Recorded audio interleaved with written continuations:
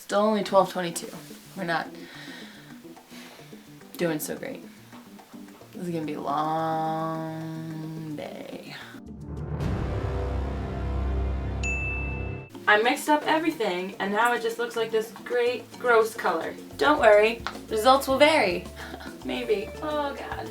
So now it's time to put her on your head, not your face. Don't put it on your face on purpose. Uh-oh. Oh no. Henna is fun. Ish. And then reclip it so it doesn't fall on your face and stain you. This is already going much better than the last time. You have successfully mudded your hair! Woo! So now what? Now you're gonna saran wrap the shit out of it. Let's take out all the clips. Take these off. Probably regret it. Remember, you did this to yourself. Saran wrap, spare no expense. I think last time I started at the back of my head. It's probably a better choice. Now that you're fresh sealed, you can do what I'm gonna do, which is get my Tupac on. Take a bandana.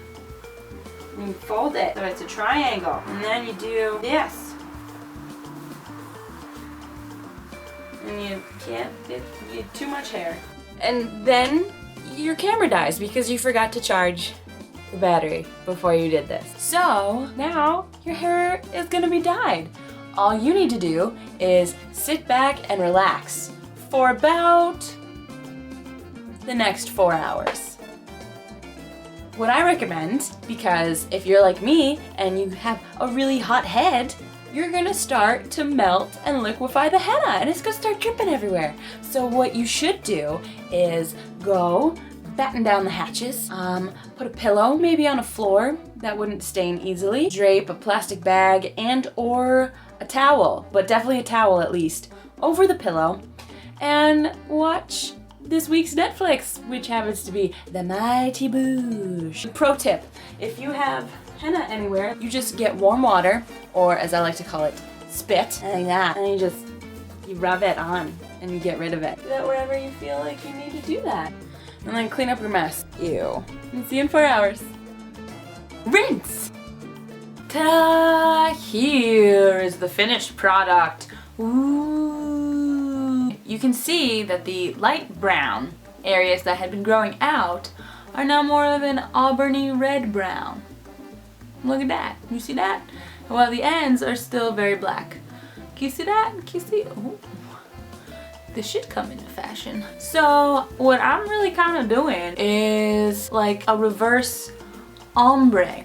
Instead of the ends, like people have been doing, I'm doing the roots.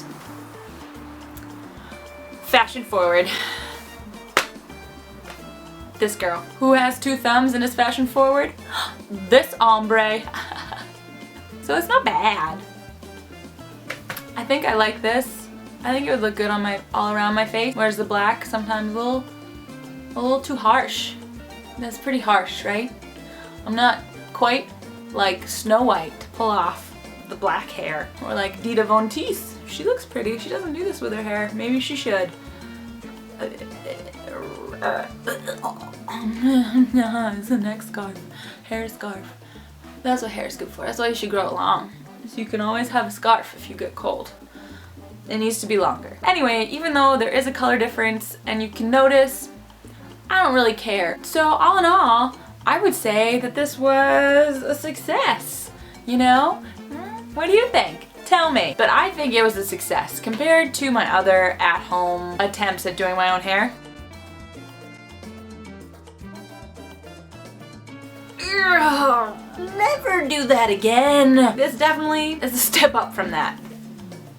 Leaps and bounds. Leaps and bounds. It's gonna take, I'm probably gonna keep henna-ing it this way, the medium auburny way, so that eventually it'll grow out and be like that.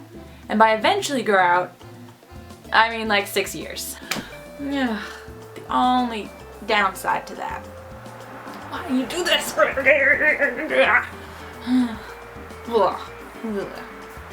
Just went back in hair time. I made that one. It's so nice. Initiate hair time travel sequence. Okay, that was way too much.